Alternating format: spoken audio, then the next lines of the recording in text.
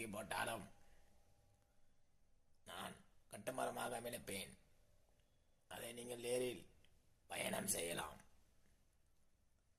நான் இந்த உலகை விட்டு பிரிந்திருந்தாலும் நான் பெற்ற புதல்வன்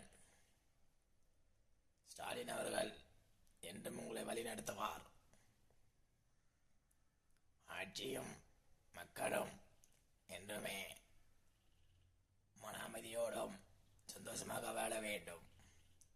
நான் இந்த உலகை விட்டு பிரிந்தாலும்